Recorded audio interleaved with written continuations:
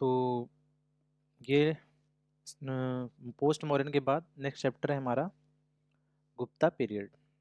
Chapter हमारा Gupta period. तो ancient history में 2-3 वीडियोस और बची हैं टोटल।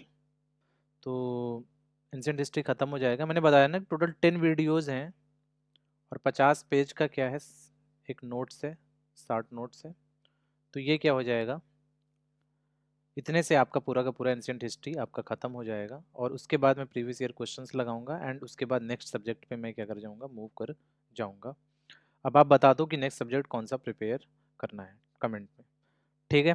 तो ये चीज़ आप क्या कर लो, वीडियोस तो यहीं पे यूट्यूब पे हैं, आप सारे देख सकते हो। और ये जो नोट्स हैं ये आपको Soham@official पे मिल जाएंगे। ये आप क्या कर लो, वहाँ पे जाके डाउनलोड कर लो और चैनल को सब्सक्राइब कर लो नेक्स्ट जो सब्जेक्ट्स आ रहे हैं उनकी वीडियोस के लिए, ठीक है। तो ये टोटल बात हो गई हमारी 50 पेज का नोट्स और क्या 10 वीडियोज में पूरा का पूरा एंशिएंट हिस्ट्री कवर्ड है, ठीक है। तो अब हम नेक्स्ट स्टार्ट कर लेते हैं, जल्दी से फिनिश करते हैं गुप्ता पीरियड को। गुप्ता पीरियड जिसको स्वर्ण काल बोलते हैं, क्या भारतीय जो प्राचीन भारतीय इतिहास है उसका स्वर्ण काल है। स्वर्ण काल, golden period, golden period. Gupta period is golden period, स्वर्ण काल, स्वर्ग काल नहीं, स्वर्ण काल। The Gupta dynasty emerge around 230 AD. 230 में क्या आई थी, गुप्ता डायनेस्टी आई थी 230 एडी में। Its initial ruler was Shri Gupta. इसको फाउंड किसने किया था, श्री गुप्ता। गुप्ता डायनेस्टी, गुप्ता पीरियड के फाउंडर कौन थे, श्रीगुप्त थे। But they were not very powerful in the 3rd century AD. जब श्रीगुप्त ने गुप्ता एम्पायर फॉर्म किया था वो तब पावरफुल नहीं थे। In the second decade of the first 4th century, ये आप डिकेड, डिकेड का मतलब होता है कितना, 10, और सेंचुरी का कितना मतलब होता है 100। तो इससे देख लीजिए 3rd सेंचुरी एडी है मतलब 300 एडी। सेकेंड डिकेड मतलब 20वें डिकेड साल में of the 4th century. Second decade of the 4th century, 4th century 400, second decade मतलब 220, तो 420 इस तरह से। Chandragupta first filled the world created due to the demise of Kushana in north India. मैंने last lecture में आपको मैप दिखाया था, इंडिया का मैप दिखाया था। आप सभी को इंडिया का मैप सभी को क्या आना चाहिए, बनाते आना चाहिए, ठीक है। सभी को इंडिया का मैप तो एटलीस्ट बनाते आना चाहिए, सभी को इंडिया का मैप बनाने आना चाहिए।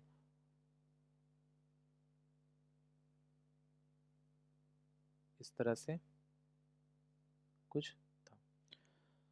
तो मैंने क्या बोला कि यहाँ पे जो है इस वाले एरिया में, यहाँ पे पूरे के पूरे पे क्या करते थे, यहाँ पूरे के पूरे पे आपका कुषाण क्या करते थे, राज करते थे। तो वही मैंने बताया कि जब कुषाणास, नॉर्थ इंडिया, ये पूरा का पूरा नॉर्थ इंडिया था, जब कुषाणास कमजोर हो गए तो फिर क्या किया, चंद्रगुप्त मतलब गुप्ता एम्पायर ने उस वर्ल्ड को फिल किया।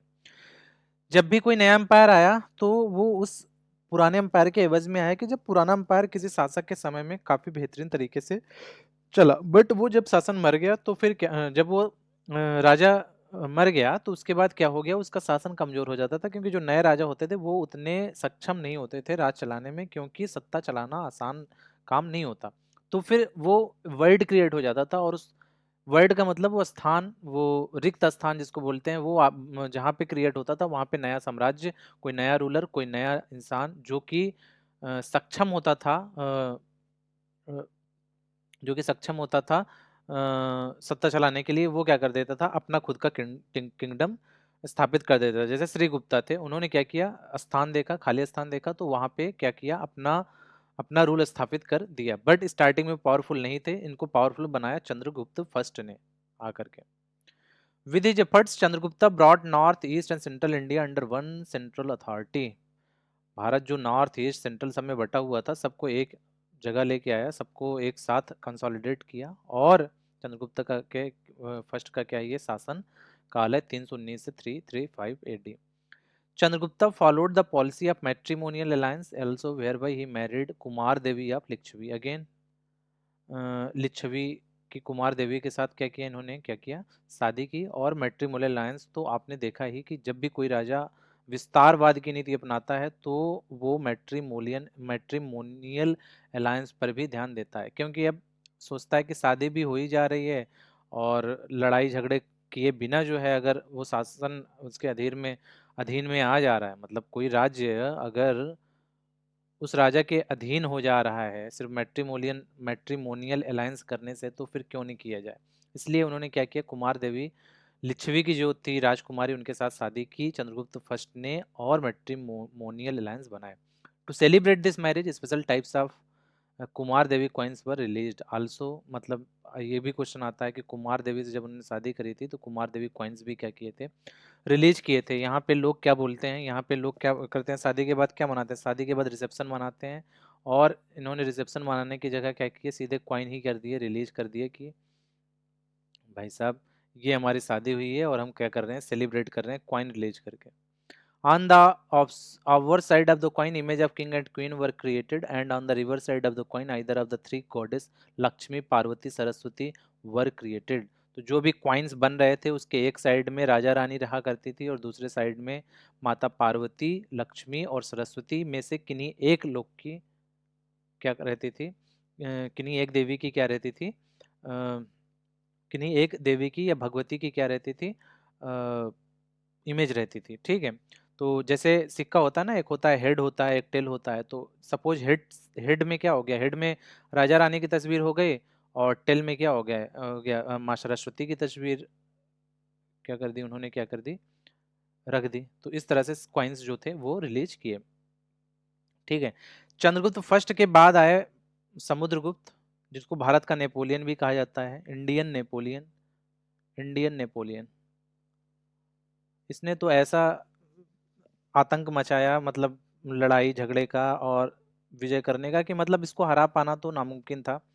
तो समुद्रगुप्त को हरा पाना भी नामुमकिन था, और इसने बहुत सारी लड़ाइयाँ लड़ी और बहुत सारी जीती, और लगभग सभी के सभी जीते। तो 335 से लेकर 375 एडी में इसने गुप्ता रूलर को या गुप्ता शासन को एकदम पावरफुल बना दिया। He was the most powerful Gupta ruler, उससे जीत ही नहीं सकता था कोई, इतना पावरफुल था। और जो भी किताबें लिखी गई हैं हिस्ट्री में वो समुद्रगुप्त के बारे में इस तरह से बखान करती हैं, जिसकी वजह से इसको इंडियन नेपोलियन कहा जाता है, क्योंकि ये कभी कोई युद्ध ही नहीं हारता था। और ये सेकेंड चक्रवर्ती सम्राट था, और पहला कौन था, पहला अशोक था। फर्स्ट कौन था, अशोक था, और दूसरा चक्रवर्ती सम्राट कौन था, समुद्रगुप्त था। आप इसी बात से सोच सकते हो कि अगर कोई अशोक के बराबर आके खड़ा हुआ है तो वो भी कितना पावरफुल रहा होगा। He also known as the second Chakravarti Samrat of India. दूसरा चक्रवर्ती सम्राट था किसका, इंडिया का। और his court poet Harisena wrote Prayag Prashasti, और ये हिस्ट्री में मिला भी यहाँ से है। देखो प्रयाग प्रशस्ति में हरिसेन उसका उनका कोर्ट पोएट था, उन्होंने क्या लिखा है, which was eulogization of Samudragupta. Samudragupta का क्या किया है, एक्स्ट्रा बखान कर रखा है। जो भी कोर्ट पोएट होते थे उनका काम क्या रहता था, उनको तो पैसे चाहिए होते थे भाई साहब, अच्छी अच्छी बातें बोल दो। तो उसने क्या किया है, एक्स्ट्रा जो है मैग्नीफाई कर दिया है किसको, समुद्रगुप्त को, उसकी पावर्स को, उसकी विशालता को, उसने जो लड़ाइयाँ लड़ी, उसने जो विभत्स काम किए, सबको क्या किया, 10 का 100 करके बताया है, मैग्नीफाई कर दिया है। तो his court poet Harisen wrote Prayag Prashasti which was eulogianization of Samudra-Gupta. In this, Harisena has mentioned Samudra-Gupta won more than 100 battles. मैंने बताया ना कि 100 से अधिक लड़ाइयाँ लड़ी and never faced a single defeat, और एक भी नहीं हारा। ये तो अचंभा करने वाली बात ही है, क्योंकि डिफीट तो 100 लड़ाइयाँ लड़ने के बाद एक भी ना हो, किसी फ्रंट पे नहीं हारे हो, ये तो काफ़ी नामुमकिन सा लगता है। पर जो मेंशन है उसी के बेसिस पे हम क्या करते हैं, हिस्ट्री लिखते हैं, उसी के बेसिस पे हम हिस्ट्री को डिफाइन करते हैं। क्योंकि हमने तो जाके नहीं देखा कि वो लड़ाइयाँ जीता था या हारा था। अब हरिश्चंद्र ने लिखा है तो मे बी जीता ही होगा। Samudragupta was an ardent believer of किसका, हिंदुइज्म। हिंदुइज्म में बहुत विश्वास था, हिंदुत्व का क्या करता था, वो समर्थक था। ही परफॉर्म्ड अश्वमेधा यज्ञ ऑल्सो। और आप देखोगे कि जो भी हिंदू राजा हिंदुत्व में या हिंदू की धर्म में विश्वास करने वाले लोग हैं, वो सब ने अश्वमेध यज्ञ परफॉर्म किया है। और इन्होंने भी किया था, मतलब चंद्रगुप्त द्वितीय ने भी क्या किया, समुद्रगुप्त ने भी क्या किया, उन्होंने अश्वमेध यज्ञ क्या किया, किया अपने टाइम पे। He also give permission to the Sri Lankan ruler Meghavarman to create a Buddhist monastery at Bodh Gaya. इसीलिए बोला जाता है कि हिंदुइज्म से सहिष्णु कोई क्या है, धर्म नहीं है। क्योंकि हिंदुइज्म में हमेशा क्या होती है, जो विश्वास रहता है कि हम सबको साथ लेकर जो चलने का विश्वास रहता है कि हम किसी से हेट नहीं करते, किसी के धर्म से हेट नहीं करते। हिंदुइज्म बोलता है और सबको साथ लेकर चलता है। मतलब एक तरह से बहुत ज़्यादा क्या है, टॉलरेशन वाला क्या है, धर्म है। और हिंदू धर्म ही ऐसा धर्म है जो कोई मिशनरी वगैरह का जो सिस्टम है, ये सारी चीज़ों पे बहुत ज़्यादा विश्वास नहीं करता, और ना ही ऐसी एक्टिविटीज़ पहले भी कभी परफॉर्म की थी। तो हिंदुइज्म को इसीलिए जो भी मानता है वो किसी और धर्म से हेट नहीं करता, और जो अगर किसी और धर्म से हेट करता है तो वो सच में हिंदुइज्म मानता ही नहीं है। He also give permission to the Sri Lankan ruler Meghavarman to create a Buddhist monastery at Bodh Gaya. तो उन्होंने मतलब सोचो, श्रीलंका का रूलर है मेघवर्मन, वो बोल रहा है कि मुझे क्या करना है, बोध गया में क्या करना है, मुझे मोनास्ट्री बनानी है, बुद्धिस्ट बुद्धिस्ट लोगों का एक क्या बोलते हैं स्तूप होता है, तो मेरे को वहां पे बनाना है। तो परमिशन दे दिया समुद्रगुप्त ने कि हाँ आप बना सकते हो। इवन वो अश्वमेध यज्ञ करा रहा है और हिंदुइज्म फॉलो करता है, अर्डेंट बिलीवर है हिंदुइज्म का, फिर भी उसने क्या किया, ये मान्यता दे दी किसको, मेघवर्मन को। Samudragupta was also an accomplished poet and musician. Poet भी था, म्यूजिशियन भी था, और काफ़ी आर्ट एंड कल्चर का विकास हुआ है गुप्ता पीरियड में। जब हम आर्ट एंड कल्चर पढ़ेंगे तो हम देखेंगे कितना कुछ हो गया एक ही पीरियड में, गुप्ता पीरियड में। तो पोएट भी था, म्यूजिशियन भी था, और दोनों चीज़ें होना कितना एफर्ट लेती हैं। आप सोचो कि पोएट बनना या म्यूजिशियन बनना। In one of his coins, और जो काम भी वो करता था सीधे सीधे क्वाइन में क्या करता था, गुदवा देता था कि भाई ये है तो इसको क्वाइन में लो, इस चीज़ का क्वाइन निकाल दो। He has been depicted playing the musical instrument veena. Veena को प्ले करते हुए समुद्रगुप्त की फोटो है क्वाइंस में जो मिले हैं गुप्ता काल के। फिर है चंद्रगुप्त सेकंड। चंद्रगुप्त सेकंड का था टाइम 385 से 415 AD. Chandragupta second after coming to power took the title of Vikramaditya, इसलिए चंद्रगुप्त द्वितीय को चंद्रगुप्त विक्रमादित्य भी बोलते हैं। चाहे आप चंद्रगुप्त सेकंड बोलो या चंद्रगुप्त विक्रमादित्य बोलो, दोनों ही नाम हैं चंद्रगुप्त सेकंड के, ठीक है।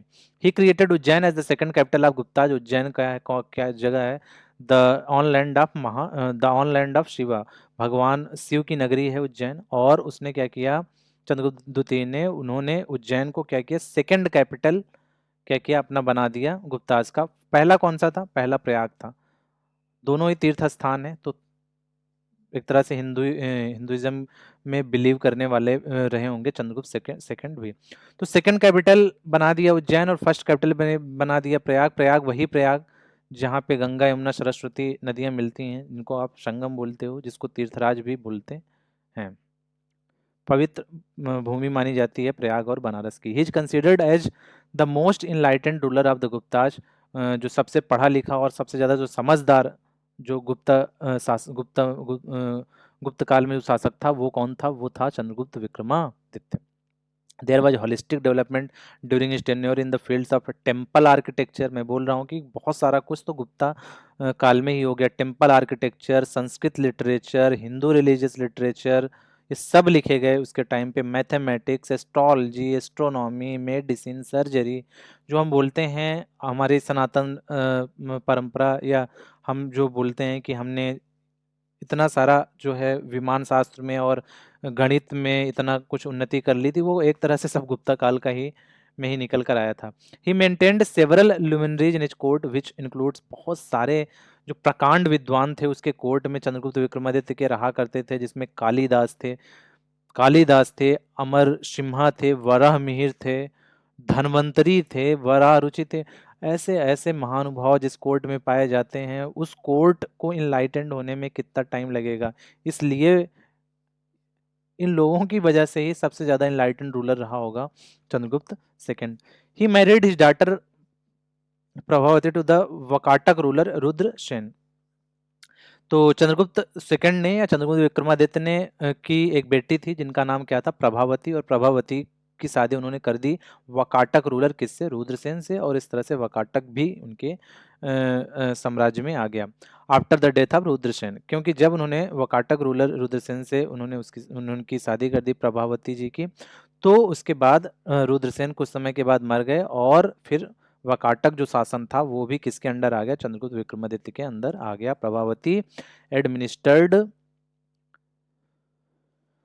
The Vakataka area under the guidance of Chandragupta second. Chandragupta second को बहुत ज़्यादा आइडिया था कि किस तरह से साम्राज्य चलते हैं, तो इस तरह से उन्होंने क्या किया, अपनी पुत्री प्रभावती को भी सिखाया कि किस तरह से शासन करते हैं।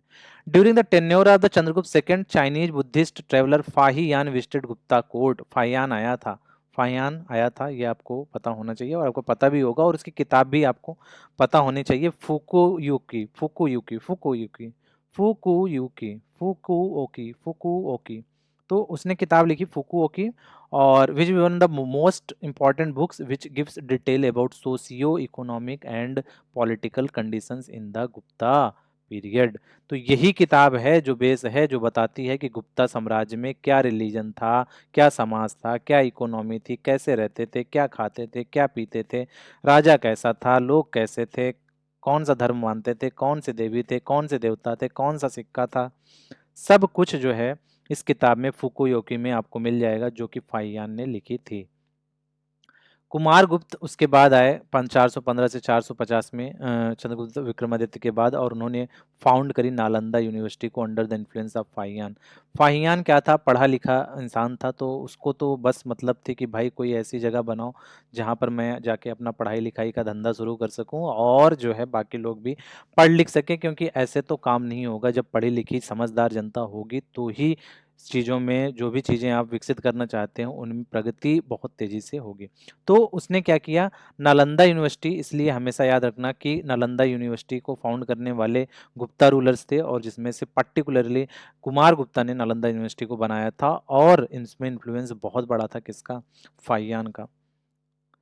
The university had dedicated physical infrastructure like classroom, library, hostel, जो आज के मॉडर्न जो आपके कॉलेजेस होते हैं उस तरह से क्या था, जैसे आज की मॉडर्न यूनिवर्सिटीज होती हैं, जैसे दिल्ली यूनिवर्सिटी या बीएचयू, जैसे आज की बीएचयू यूनिवर्सिटी आप मान लो, तो इस तरह से क्या थी, पूरी की पूरी यूनिवर्सिटी उन्होंने बनाई, जिसमें क्लासरूम्स हुआ करते थे, जिसमें आके प्रोफेसर्स लेक्चर देते थे, लाइब्रेरी होती थी जहाँ स्टूडेंट जाके पढ़ते थे, हॉस्टल्स में रहा करते थे। तो पूरा प्रॉपर इंफ्रास्ट्रक्चर बना हुआ था एक यूनिवर्सिटी के जैसा। तो ये पहली नालंदा यूनिवर्सिटी थी जिसमें ऐसा ऐसा कुछ देखने को मिला था, क्योंकि नालंदा से पहले से भी तक्षशिला थी, बट तक्षशिला में ऐसा कुछ सिस्टम नहीं था। In fact it is said that Nalanda library was the largest in the world, जिसको जला के खाक कर दी बाद में। तो लार्जेस्ट जो थी क्या थी, पूरे संसार में सबसे बड़ी लाइब्रेरी नालंदा की थी, जो जिसको बाद में जला दी गई, और अभी हमें ये भी नहीं पता कि सच में वो कितनी बड़ी लाइब्रेरी रही होगी। जो उसके साक्ष्य मिलते हैं उसके आधार पे ये बोला गया। It regularly conducted the exams on the basis of pre defined syllabus. सब प्री डिफाइंड सिलेबस होता था, हर चीज़ का प्री डिफाइंड सिलेबस होना भी चाहिए, क्योंकि नॉलेज तो इतना ज़्यादा है कि कितना भी पढ़ते जाओ वो कम तो होने वाला नहीं है। इसलिए अगर आप कोई एग्ज़ाम कंडक्ट कराना चाहते हैं तो इसके लिए आपको सिलेबस फिक्स करना पड़ेगा। तो फिक्स सिलेबस पे एग्ज़ाम होता था, and promotion to the next grade जो होता था वो भी इसी बात पे था कि आपने एग्ज़ाम में कैसा परफॉर्म किया है। अगर आपने एग्ज़ाम में अच्छा परफॉर्म किया है तो आप आगे प्रमोट हो जाते थे, और अगर आपने एग्ज़ाम में अच्छे नंबर नहीं लाए हैं तो फिर से आप में भी जो भी पनिशमेंट उस समय की रही होगी वो मिलता रहा होगा, या हो सकता है कि सेम क्लास में फिर से रिपीट करवाएं, भाई साहब फिर से पढ़ लो, आपने पढ़ाई लिखाई नहीं करी थी। On the other hand Takshashila university, मैंने बताया तक्षशिला नालंदा के पहले से था, but did not have dedicated physical infrastructure. वहाँ पे ऐसा कुछ हॉस्टल, लाइब्रेरी का और जो है ये क्लासरूम का सिस्टम नहीं था। एक होते थे क्या, आपके गुरु होते थे और शिष्य होते थे, गुरु शिष्य परंपरा से पढ़ाई होती थी। तो वो गुरु शिष्य परंपरा जो है तक्षशिला का जो है वर्जन है। एंड एजुकेशन वाज इम्पॉर्टेंट, गुरु शिष्य परंपरा, मैंने बताया गुरु होता था और शिष्य होता था। एक तरह से आज का ट्यूशन को बोलोगे तक्षशिला यूनिवर्सिटी है, और आज के जो यूनिवर्सिटीज़ हैं या कॉलेजेस हैं उसको बोलोगे कि वो नालंदा यूनिवर्सिटी है। तो आप यहाँ से कंपेयर कर सकते हो, आज का कॉलेज हो गया नालंदा और आज का ट्यूशन हो गया आपका तक्षशिला। तो जहाँ पे गुरु शिष्य की परंपरा होती थी, शिष्य जाता था गुरु के पास पढ़ने, और रेगुलर एग्जाम्स जैसा कुछ नहीं होता था, were not conducted but students were tested by a guru. Guru खुद ही देखता था, भाई साहब हमने पढ़ा दिया, अब देख लेते हैं आपने क्या पढ़ा है, कितना पढ़ा है, और उसके बेसिस पे वो बोल देते थे कि भाई साहब आपका अभी क्या हो गया, आपका नॉलेज जो है पूरा हो गया है, आपने को जो सीखना था, जो मुझे सिखाना था वो हो चुका है। अब जो है आप अपने घर जाओ और जो कुछ भी सीखा पढ़ा है उसका यूज कर सकते हो तो करो। ये था। तो गुरु अपनी तरफ से अगर संतुष्ट हो जाता था कि अब इसकी पढ़ाई हो गई पूरी, तो हो गई उसकी पढ़ाई पूरी। एन इनफॉर्मल सेटअप, और ये इनफॉर्मल सेटअप में पढ़ाई होती थी, ये वाली पढ़ाई। On one hand learning in Nalanda was concentrated around Buddhism, Nalanda में सिर्फ और सिर्फ बुद्धिज्म को फोकस करके पढ़ाई की जाती थी। जैसे कि अगर कोई कॉलेज होता है, अगर आपकी हिस्ट्री की क्लास है, मतलब हिस्ट्री का अगर आप पढ़ रहे हो तो आपको हिस्ट्री का फोकस करके पढ़ाया जाएगा। ऐसे ही वहाँ पर मेनली बुद्धिज्म के लिए ही वो यूनिवर्सिटी इस्टेब्लिश करी गई थी, इसलिए बुद्धिज्म को फोकस करके जो भी पढ़ाई होती थी वो होती थी। But Takshashila was multi disciplinary nature, लेकिन इस जो है सेंस में तक्षशिला काफ़ी आगे था, क्योंकि वहाँ पे कुछ भी पढ़ाई लोग कर रहे थे। स्कंदगुप्त इसके बाद आता है, और उसमें बहुत ज़्यादा कुछ स्कंदगुप्त के लिए पढ़ने का नहीं है, 2-3 पॉइंट है वो देख लेते हैं जल्दी से। He was the last important ruler of the Gupta dynasty. ये भाई साहब लास्ट थे, इसके बाद जो है ये क्या हो गई आपकी गुप्ता डायनेस्टी ख़त्म होने वाली है। ये लास्ट इंपॉर्टेंट रूलर है, लास्ट इंपॉर्टेंट रूलर। इसके बाद भी और भी लोग आए गुप्ता पीरियड में, बट जिनका इंपॉर्टेंस है उनमें ये क्या थे, स्कंदगुप्त लास्ट थे, जिनके बारे में हम थोड़ा बहुत पढ़ने की कोशिश करते हैं। ही also repaired Sudarshan lake which he mentioned in Junagadh inscription. Again उन्होंने क्या किया, जूनागढ़ सुदर्शन लेक को क्या किया, रिपेयर कर वाया, जो कि मैं ऑलरेडी एक बार आपको सुदर्शन लेक के बारे में बता चुका हूँ।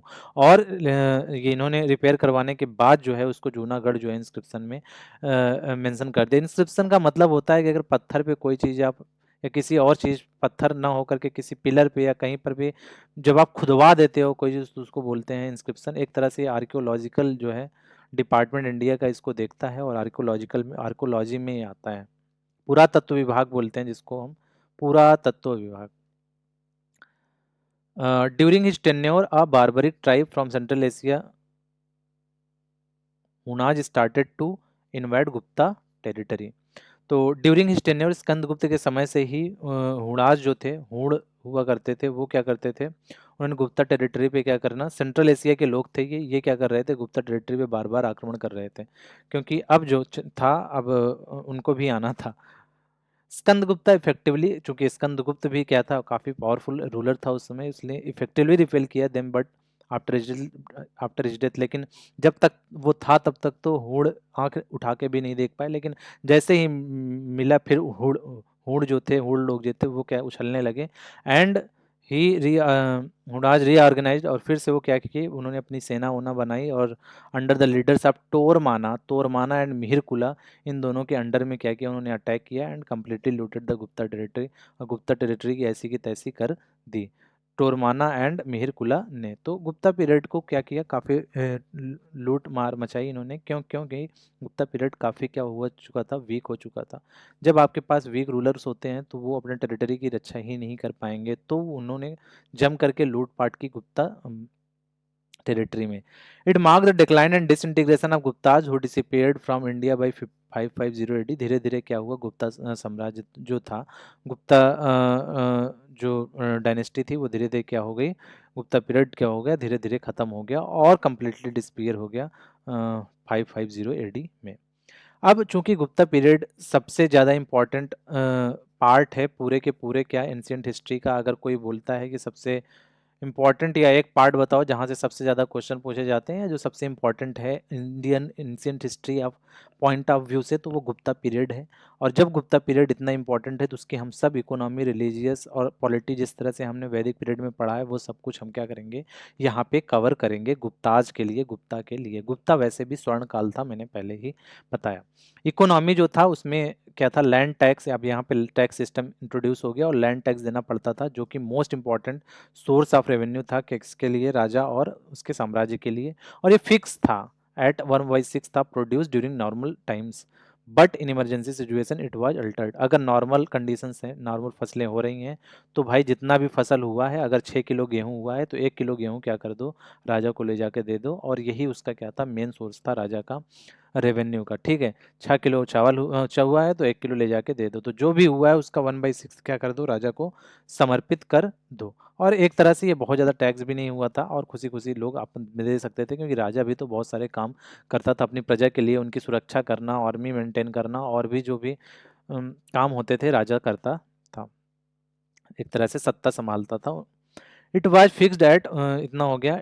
और हमेशा नॉर्मल कंडीशंस में ये रहा करता था, पर अगर कंडीशन से अब नॉर्मल हो गई, कोई सूखा आ गया, बाढ़ आ गया, भूकंप आ गया, कोई नेचुरल कामिटी आ गई, तो फिर क्या होता था, ये कम हो जाता था, रिड्यूस हो जाता था at the time of natural कैमिटी।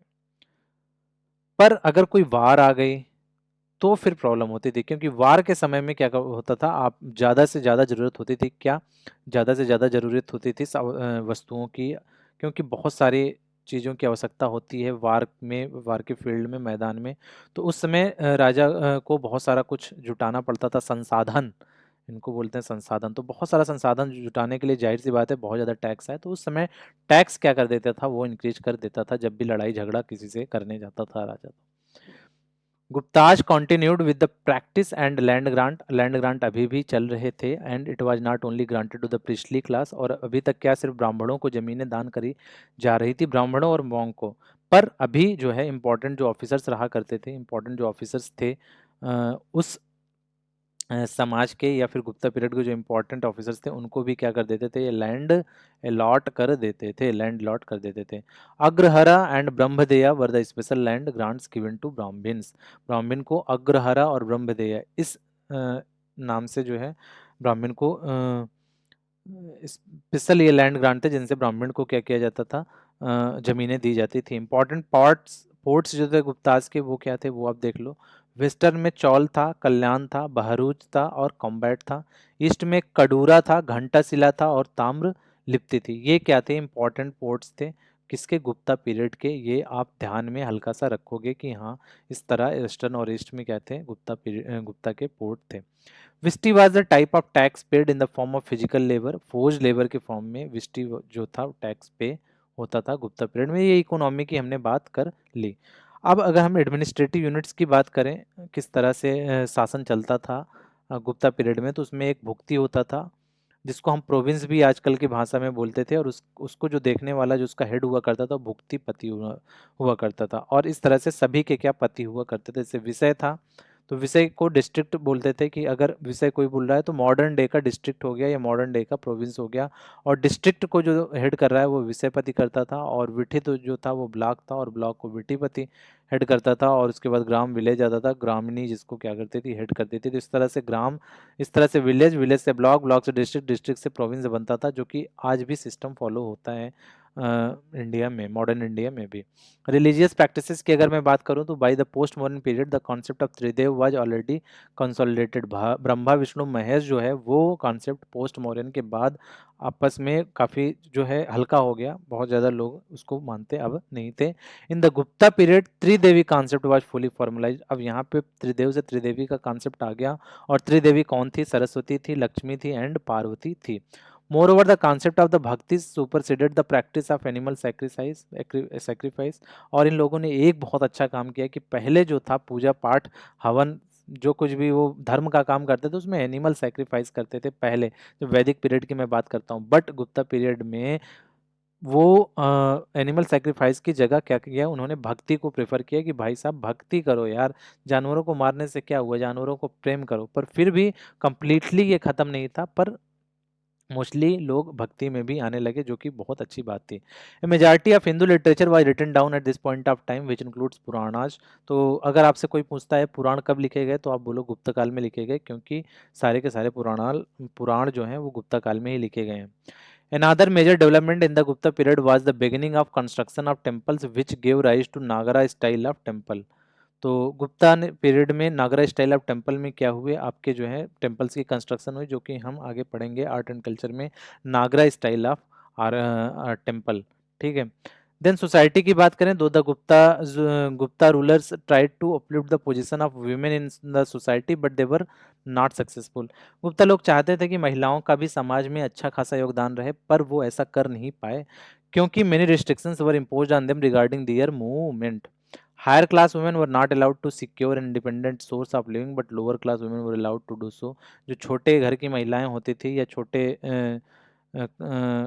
समाज से महिलाएं आती थी, उनको जो है वो अलाउड था कि वो लोअर क्लास की जो वीमेन हैं वो क्या कर सकती हैं, अ, वो अर्न कर सकती हैं, वो कोई भी काम कर सकती हैं और इंडिपेंडेंट सोर्स ऑफ इनकम बना के रख सकती हैं। पर वो औरतें जो हायर क्लास में थी उनको ऐसी छूट नहीं थी, उन्हें कोई काम करने की इजाज़त नहीं थी। Women allowed to participate in religious discourse. पर अभी यहाँ पे क्या हुआ, धर्म के कामों में महिलाएं भाग ले सकती थी, and they were allowed to listen to the religious literature. और वो धर्म की किताबें भी सुन सकती थी। तो धर्म के काम में भाग ले सकती थी, धर्म की किताबें सुन सकती थी, बट बट वो खुद से कोई बाहर जाकर के काम नहीं कर सकते थे, तो इंडिपेंडेंट वीमेन नहीं बन सकते थे। The first archaeological incident of Sati is found in this period. इसी पीरियड में ये कुप्रथाएं शुरू हुई, जिनमें से एक सती था जो इसी पीरियड में स्टार्ट होता है। Iran inscription situated in Madhya Pradesh which is dated around which dated around 510 AD mentions the Sati tradition. Sati tradition पता कैसे चला? इस तरह से पता चला, जो यहाँ पे क्या है मेंशन है, जो यहाँ पे इंस्क्रिप्शन में मेंशन है, ठीक है। The famous law giver at this time Katyayana further clarified the concept of stridhan. He maintained the precious jewellery given to the girl and it is meant for his maintenance and only she has the right to sell it and mortgage it. तो इस समय में जो है स्त्री धन का concept था, जिसका मतलब ये था कि जब लड़की की शादी होती थी, तो जब लड़की ससुराल जाती थी, लड़की अपने पति के घर जाती थी या पत्नी अपने पति के घर जाती थी, तो क्या होता था कि एक दहेज के फॉर्म में आप बोलो कुछ बहुत सारा सामान और बहुत सारा जो है जो जो काम की चीज़ें हैं वो लड़की को दे दिए जाते थे, और उसका मालिक इकलौता हकदार जो थी वो लड़की हुआ करती थी। By the time of post Maurya two types of Shudra emerge. एक है अनिवर्सिता और एक है निर्वासिता। तो जब पोस्ट मौर्य के बाद से जो थे दो तरह के शूद्र बन गए थे। पहले एक ही शूद्र हुआ करते थे, अब दो शूद्र हो गए। एक तो अनिर्वासित शूद्र हो गए और एक क्या हो गए, निर्वासित शूद्र हो गए। जो अनिर्वासित शूद्र थे वो लिव्ड इनसाइड अ विलेज और टाउन। वो किसी गांव या कस्बे के जो है पेरीफेरी पे रहते थे। जैसे अगर कस्बा या गांव ये है, ये हमारा गांव है, तो इस गांव के पेरीफेरी पे जो है रहेंगे, जिनको चंडाल बोलते थे, जो कि निर्वासित क्या थे, एक तरह से शूद्र थे। यहाँ पे रह सकते हैं और इसके बाहर कहीं भी जाके रह सकते हैं, पर गांव में नहीं रह सकते, तो वो निर्वासित थे। और जो अनिर्वासित थे वो लिव्ड इनसाइड द विलेज और टाउन, वो जाके अंदर रह सकते हैं, वो जाके अंदर क्या कर सकते हैं, रह सकते हैं, ठीक है। During the Gupta period a large number of Chandal who were in the category of nirvasita Shudra emerge. They were living in the graveyards and at the periphery of towns or village. Several disabilities were imposed on them. For example, they needed to blow horn or beat drums whenever they entered inside the village. Moreover, they cannot enter in the early morning and remain till late evening, as their shadows were also considered pollution. ठीक है, तो कितना कुछ जो है बंदिश था चंडाल पे, कि चंडाल लोग जो हैं जब भी गांव में आएंगे चांडाल, जब भी गांव में चांडाल आएंगे वो बहुत सारा शोर करते हुए, ढोल मजीरा बजाते हुए आएंगे कि भाई साहब चंडाल आ रहे हैं। सब जो है उसकी परछाई से भी दूर रहना। और इसीलिए चंडाल ना तो सुबह रहते थे ना शाम में रहते थे, अर्ली मॉर्निंग और इवनिंग में नहीं रहते थे, क्योंकि उन्हें पता था कि हमारी परछाई भी किसी को क्या कर सकती है, अपवित्र कर सकती है। तो इस तरह से जो है ये गुप्ता पीरियड फिनिश होता है। अगर आपका कोई क्वेरी है, कोई क्वेश्चंस है, कुछ आप जानना चाहते हैं, तो आप कमेंट सेक्शन में लिख दें। और नेक्स्ट दो लेक्चर और बाकी हैं। एक आपका संगम एज का आएगा और उसके बाद पोस्ट संगम एज आएगा। एक संगम एज आएगा और उसके बाद पोस्ट संगम एज आएगा, और उसके बाद क्या हो जाएगा, ये पूरा का पूरा क्या हो जाएगा, आपका एंशिएंट हिस्ट्री क्या हो जाएगा, समाप्त हो जाएगा। आपका एंशिएंट हिस्ट्री समाप्त हो जाएगा। तो उसके बाद नेक्स्ट सब्जेक्ट कौन सा स्टार्ट करें, उसके लिए भी आप कमेंट सेक्शन में लिखो। Thank you.